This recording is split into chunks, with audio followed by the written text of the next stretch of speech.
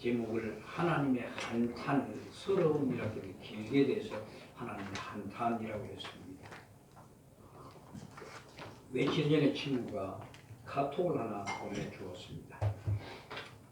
그게 이제 사람과 사람들이라는 그 아마 TV 프로그램을 다운받아가지고 저한테 보내준 것인데, 아마 우리도 나이 들어서 그렇게 살면 좋겠다라는 그런 마음이 들었던가 봅니다. 그 내용이란 다른 것이 아니고, 어릴 때부터 같은 친구로 지내던 세 사람이 저 경북 봉화 저 산골에 도로도 없는 곳에 들어가서 세 사람이 이제 사는 공동체 생활하는 그 그림을 이제 보내주었습니다. 그래서 처음 들어갈 때는 길도 없고 집도 없어가지고 그 사람들이 함께 힘을 합쳐가지고 땅도 길도 만들고 땅도 개간하고 집도 그렇게 지어서 이제 사는데, 그 사람들이 하는 이야기가 집을 지으면서 많은 실패를 했답니다. 아무도 집을 지은 경험이 없어 나오니까 그냥 주먹국으로 서로 의논해가면서 부셨다가 다시 지었다가 몇 번을 거듭한 덕에 겨우 한 동을 지었답니다. 근데 이제 세 채를 지었는데, 처음 지은 집은 뭐 형편이 없었고, 두 번째 집은 조금 나았고, 세 번째 집이 제일 나았다고 합니다. 그래서 첫 집에 불평이 있으니까 또 첫 집을 또 고치고, 이런 식으로 해가지고 저 사람이 그 참 사이좋게 좋은 모습을 보면서 우리도 그래 하면 좋겠다라는 그런 메시지를 보냈습니다. 여러분, 우리가 하나님은 세상을 창조하셨을 때에 혹시 인간적인 생각으로 하나님이 실패한 그것을 다시 고쳐가는 이런 것으로 혹시 여러분 생각하지 않으십니까? 그러니까 하나님 맨 처음 세상을 창조하셨을 때 그 사단의 존재를 위해서 실패를 해버렸고, 그래서 다시 하나님께서 고쳐가시는 이런 과정이 있는 것, 혹시 그렇게 생각하시는 것이 아닌가, 그렇게 질문을 드리는 겁니다. 그러나 여러분, 성경에 보셨듯이 그런 것은 아닙니다. 처음부터 세상은 어둠과 혼돈과 질서가 안 잡힌 그런 정말 생명이 없는 그런 곳이었습니다. 그런 곳에 하나님께서 빛이 있으라라고 말씀하시자 빛이 생겼습니다. 이것을 요한복음에는 생명이라고 이야기를 합니다. 그러니까 빛이 비춤으로 어둠이 드러나게 하셨고, 그리고 좀 어둠의 세상에다가 생명으로 채워놓기 시작하신 겁니다. 그리고 그 세상이 얼마나 아름다웠던지 하나님께서 뭐라고 말씀하시면은 보시기에 좋았더라 라고 감격하실 정도로 완벽한 세상을 만드신 겁니다.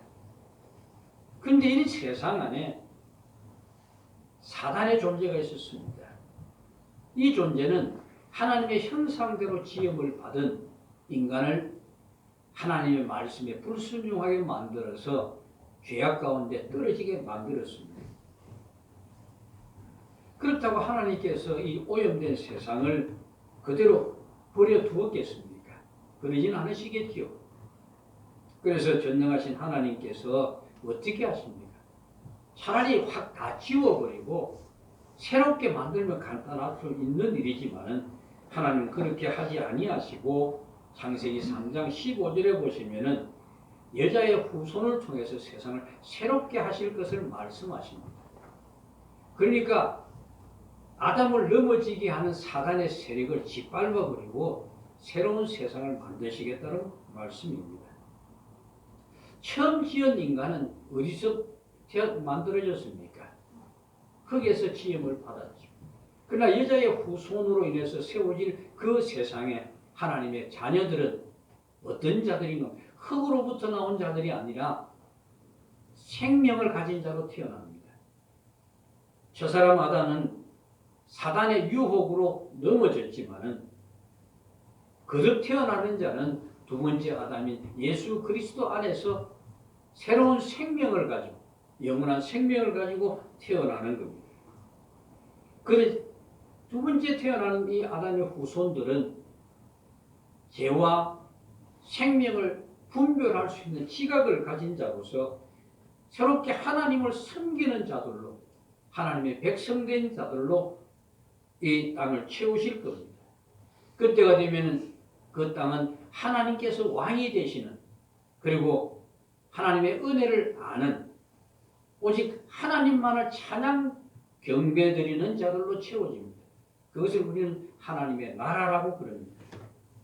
그리고 이 진행되는 과정 속에서 일어난 많은 사건들, 인류가 탄생하고 민족이 생겨나고 택하는 이스라엘 백성들, 그리고 그 속에 있는 모든 사건들을 통해서 보여주는 것은 인간의 죄가 무엇이고 죄 속에 빠져있는 인간들인데도 불구하고 하나님이 베푸시는 은혜가 무엇이며 선택이 무엇인가를 우리들에게 가르쳐주기 위해서 그 많은 이 두꺼운 책을 기록하게 한 겁니다.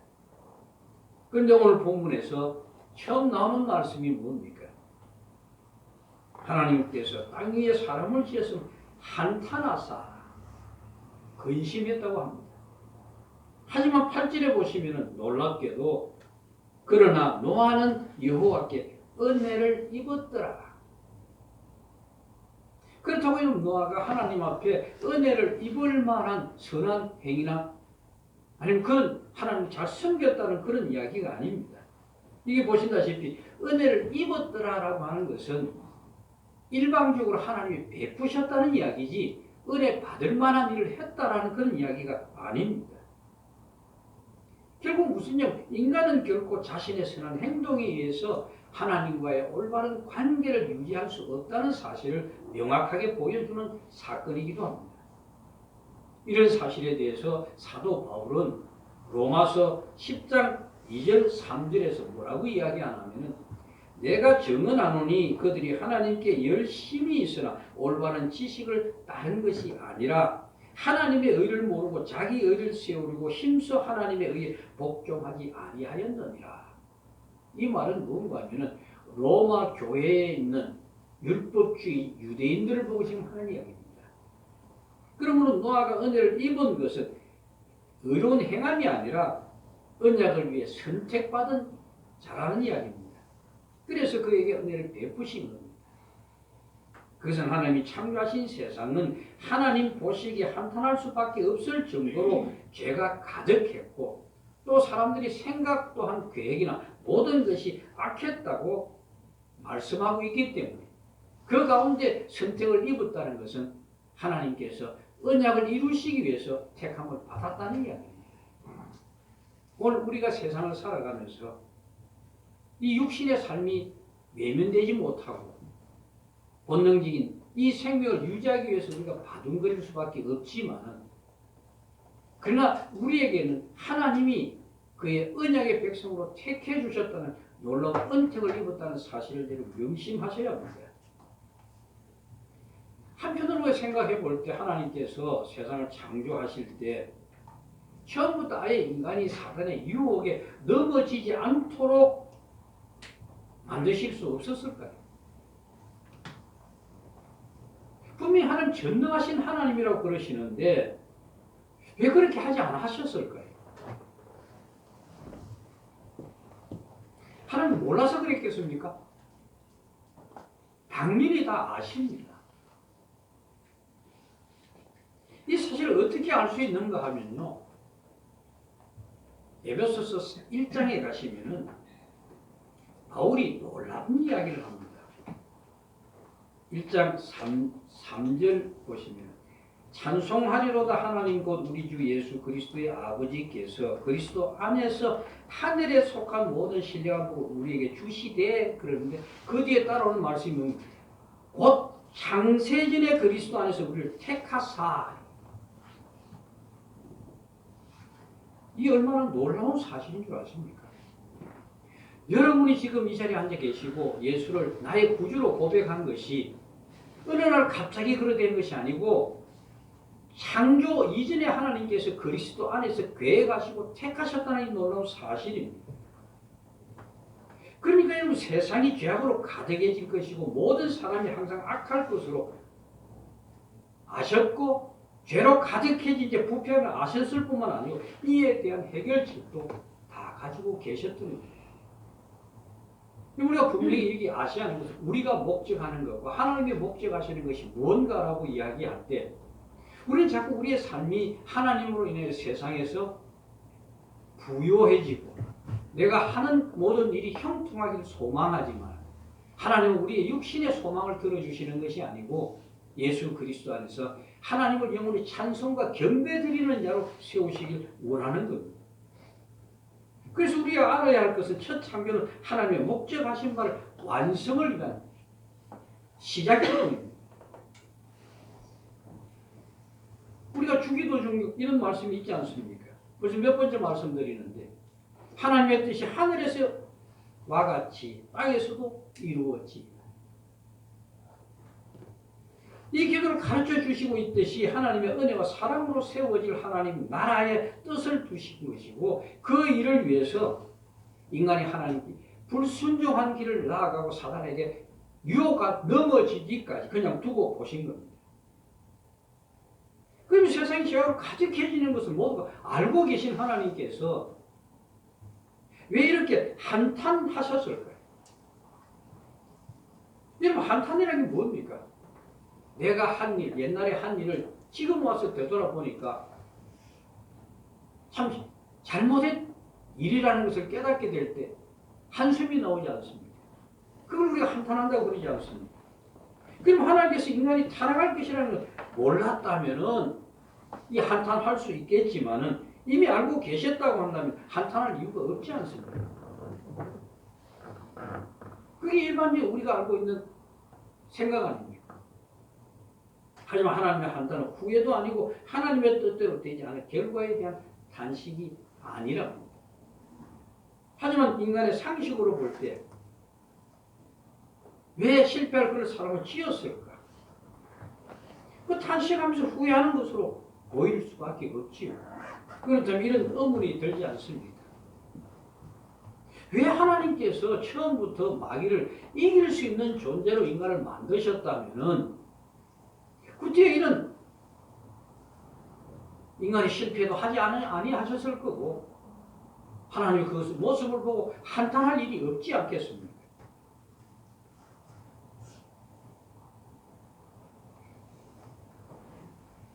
하지만 앞서 말씀드렸듯이 세상의 창조가 하나님의 창조 목적의 전부가 아니라는 말씀을 드렸습니다.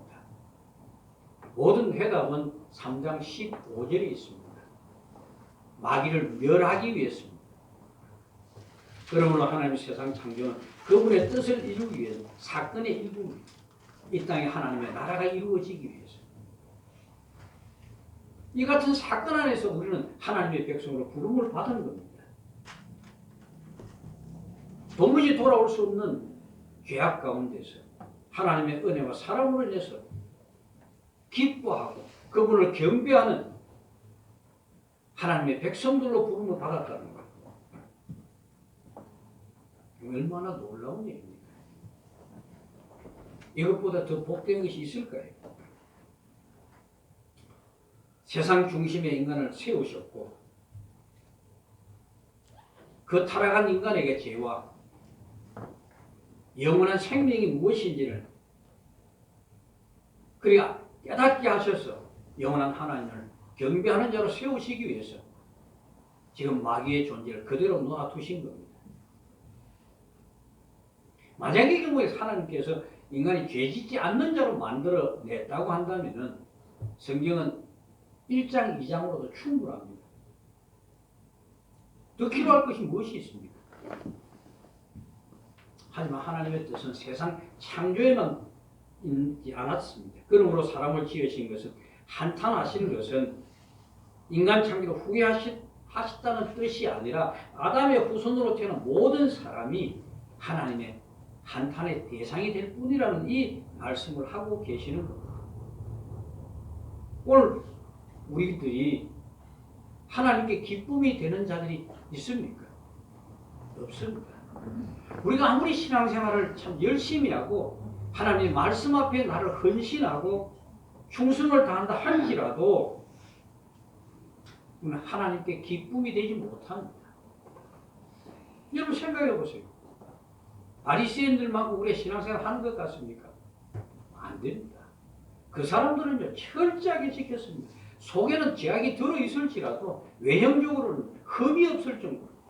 그러면 바울이 뭐라 그러냐? 율법에 나는 흠이 없는 자라 말할 정도로 그렇게 완벽한 삶을 살았습니다. 주님이 그들 기뻐하던가요? 아니지 않습니까? 모두가 그런 것까지도 하나님 보실 때는 한탄과 근심의 대상이라는 것을 알아야 합니다. 그런데 문제는 우리가 그렇게 산다는 것 때문에 자기 자신이 어떤 존재인 줄 모르고 살아간다는 것이죠. 잊어버린다는 겁니다. 인간은요 아무리 선한 행위로 하고 자기가 군자로 살아간다 할지라도 하나님께는 단지 한탄의 대상일 뿐입니다. 이것이 인간의 실상입니다. 그런데 사실 우리는 이런 실상을 쉽게 인정을 하지 않습니다. 남과 비교하면서 나는 좀 낫다고 생각하는데 모든 것은 하나님께 도토리 키지기밖에 되지 않습니다. 왜 그런지 아십니까? 그 이유를 한마디로 정리하자면 아직 우리가 죄가 뭔지를 모르기 때문에 그렇습니다. 죄를 모르기 때문에 현재 자신의 신앙생활, 도덕적인 삶을 보면서 다른 사람보다 내가 낫지 않는가라는 생각을 하는 겁니다. 그래도 저들보다는 내가 그래도 믿음으로 좀 낫지 않겠는가. 그래서 나는 신앙생활 얼마나 열심히 하는데. 그러나 이 모든 것이 하나님의 한탄과 근심의 대상이라는 사실을 아셔야 합니다. 우리는 오직 우리 안에 심겨져 있는 예수 그리스도의 그 십자가를 하나님이 보시지 우리의 삶을 보시는 것은 아닙니다. 그래서 여러분이 예수를 나의 구주로 고백하는 거듭난 자로 신앙생활을 열심히 하고 계시지만은 여러분의 그 신앙생활을 하는 기쁨 받으시는 것이 아니고 여러분 안에 있는 예수 그리스도로 인해서 하나님은 기뻐하시는 겁니다. 근데 우리가 예수를 믿는다고 죄에서 벗어날 수 있습니까? 벗어나지 못합니다. 자유로운 자는 아무도 없습니다. 그래서 우리가 아무리 신자로서 말씀을 지키고 도덕적으로 살려고 해도 여러분이나 저나 하나님만 바라보는 상태로 살아갈 수 없는 것이 현실 아닙니까? 우리 모두 여전히 세상에서 생존을 위해서 살아갑니다. 물론 그 생존 안에는 내 미래에 대한 것, 또 우리 자신의 행복을 찾으려고 그러죠. 이 모습을 성경은 뭐라는 줄 아십니까? 2절에 보시면 하나님의 아들들이 사람의 딸들이 아름다움을 보고 자기들이 좋아하는 모든 여자를 아내로 삼았다라고 이야기를 합니다. 이처럼 인간은 하나님을 떠나 자기 행복을 위해서, 자기 인생을 위해서 살아가는 것이 현실입니다. 이것을 하나님은 악하다고 말씀하십니다. 우리 이런 실상을 하나님께 죄가 된다는 것을 이해하지 못하기 때문에 그냥 우리가 신앙생활을 잘하고 살면 하나님이 기뻐하신다라는 착각을 하는 겁니다. 우리가 신앙을 열심히 하는 것도 뭡니까? 우리가 충성하는 이유도 뭡니까? 이러면 하나님께서 나에게 복 주실 것이나 그런 기대를 가지고 하는 것 아닙니까? 그러나 보세요.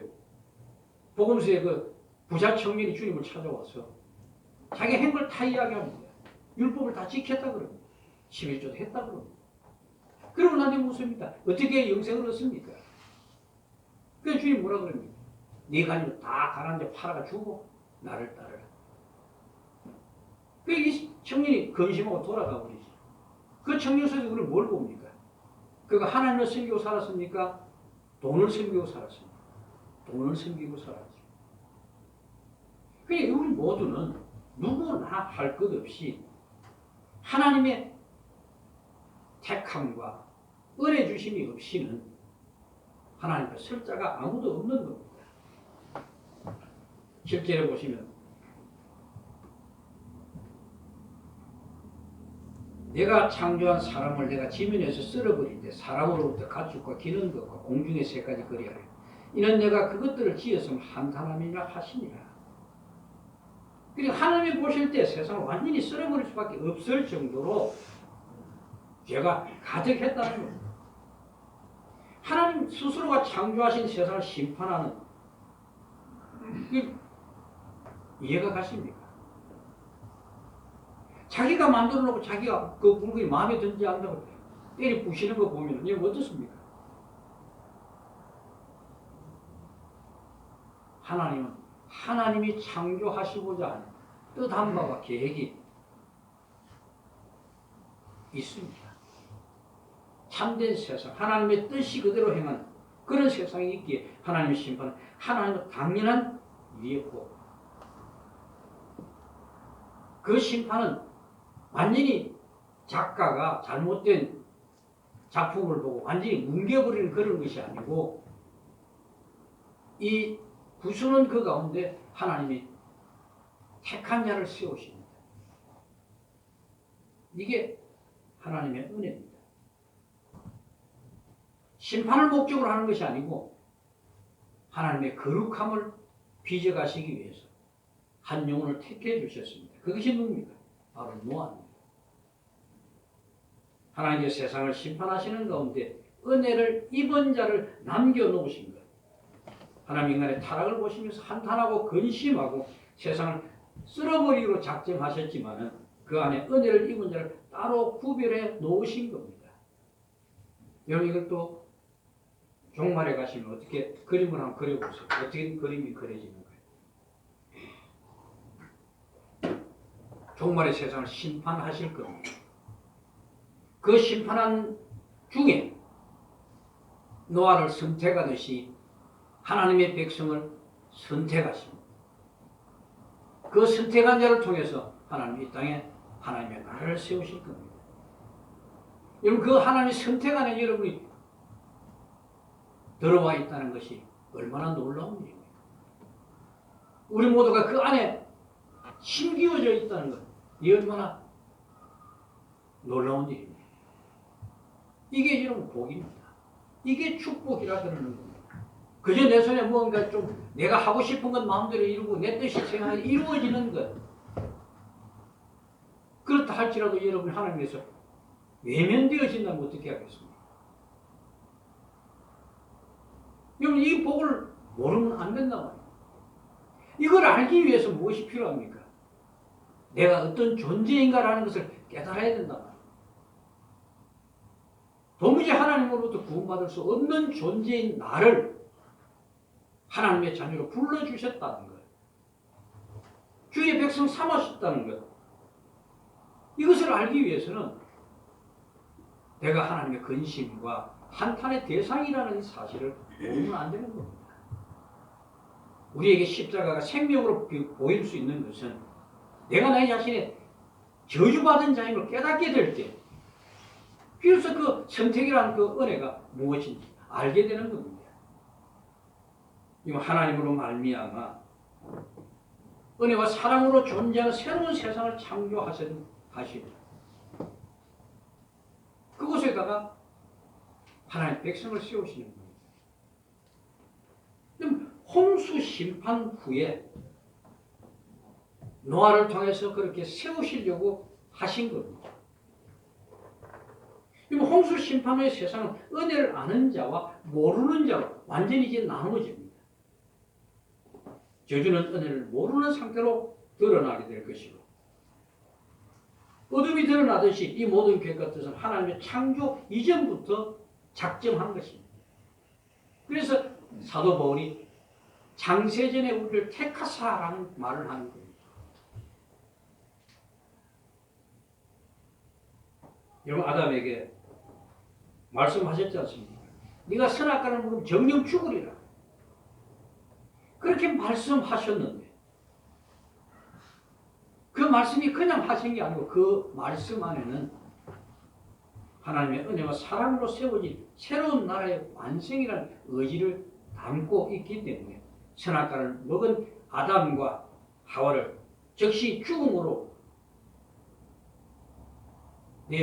던져버린 것이 아니라 그들을 숨으려고 하는 그들을 찾아오셔서 가족으로 옷을 해 입히신 것 아닙니까?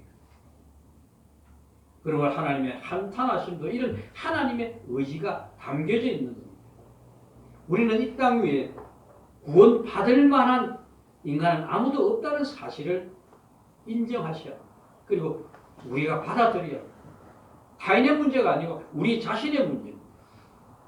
여러분 자신이 크게 문제가 없다고 생각하십니까? 요즘 우리 그리스도인들 중에는